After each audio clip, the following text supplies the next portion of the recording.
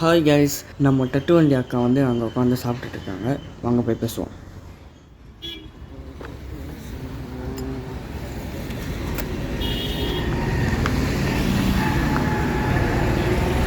ஹாய்க்கா, என்ன பண்ணுறீங்க? சாப்பிட்டுட்டு இருக்கீங்களா? பரவாயில்லக்கா.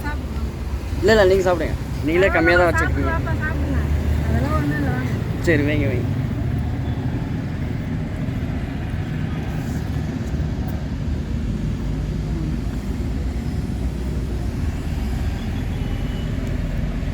அப்புறம் இன்றைக்கி எதாவது சவாரி போயிட்டு வந்தீங்களா? சவாரி போயிட்டு வந்தோம்ப்பா. வந்தேன். சரி. இன்னும் எத்தனை நாள் தாங்க நீங்கள் கஷ்டப்பட்டே இருப்பீங்க? அண்ணா எப்போ தான் வருவார்? இப்போதான் கொஞ்சம் உடம்பு தேறிக்கிட்டு இருக்குப்பா. நாளாகவும் வர்றது. ஏன், என்ன பிரச்சனை?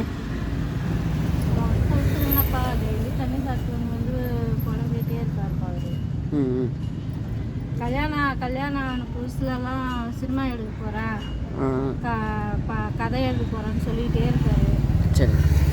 அது குழந்தை 2 பிள்ளைங்களாயிடுது. அதுக்கப்புறம் அவர் விட்டுட்டார். அதை பற்றி எதுவும் பேசலை. நிறைய கதைலாம் எழுதி வரும்.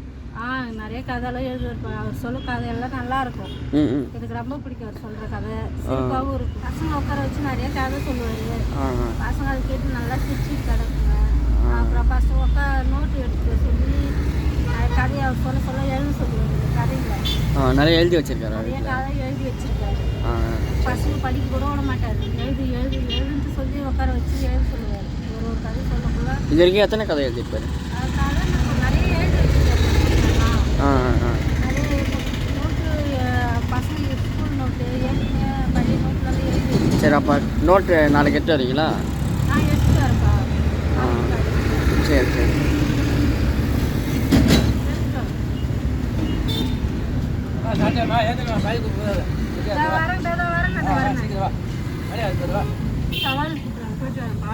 சரி கைஸ், அண்ணன் வந்து சினிமா மேலே இருக்கிற ஏக்கத்தினால தான் குடிச்சு உடம்பை வீணாக்கிக்கிறார் போல். அக்கா வந்து நாளைக்கு நோட்டு எடுத்துகிட்டு வரேன்னு சொல்லியிருக்காங்க. நாளைக்கு வந்து அந்த நோட்டை படித்து பார்த்து அண்ணன் எப்படி தான் கதை எழுதியிருக்காருன்னு படித்து பார்ப்போம். வாங்க கைஸ், அக்கா நோட்டை எடுத்துகிட்டு வந்திருப்பாங்க. போயிட்டு நம்ம கதையை படித்து பார்த்து அண்ணன் எப்படி எழுதி வச்சுருக்கான்ட்டு போய் பார்ப்போம். வாங்க அக்கா, நோட்டு எடுத்துகிட்டு வந்தீங்களா? ஏன்க்கா? ஏமா? அது முன்ன பண்ண தெரியாதவங்களுக்கெல்லாம் கொடுக்கக்கூடாது. கதை திருடிடுவாங்க பயப்படாத. தெரிஞ்சு வேறு ஏதோ எழுதுவாங்க அப்படின்ட்டு அவர் தரமாட்டேன். அப்புறம் இப்படியே இருந்தால் அப்புறம் எப்படி தான் முன்னேறது? நான் போய் கேட்டேன், இதுமாரி சொன்னேன். யாரோ எடுத்து எழுதிக்குவாங்க, போயிடுவாங்க அப்படின்னு அவர் தரமாட்டார். கொஞ்சம் பயப்படுறாரு.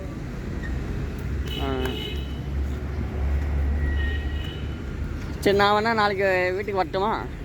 வந்து நான் அவர்கிட்ட பேசுகிறேன். சரி, ஓகே. சரி, ஓகே கைஸ், அக்கா வந்து டைரி எடுத்துகிட்டு வந்திருப்பாங்க அப்படின்ட்டு ஆசையாக வந்தோம். ஆனால் அண்ணன் வந்து கொடுத்து அனுப்பலை. எங்கே யாராவது நம்ம கதையை திருடி படமாக எடுத்துட போகிறாங்களோ அப்படின்ட்டு அவர் நோட்டு கொடுக்கல போல். நாளைக்கு நம்ம அவங்க வீட்டுக்கே போயிட்டு அண்ணனோட பர்மிஷனோட அந்த புக்கில் இருக்கிற கதையை படித்து பார்த்துட்டு ஏதாவது பண்ண முடியுமான்னு பார்ப்போம். வாங்க. மறக்காம சர்ப்ரைஸ் பண்ணுங்க.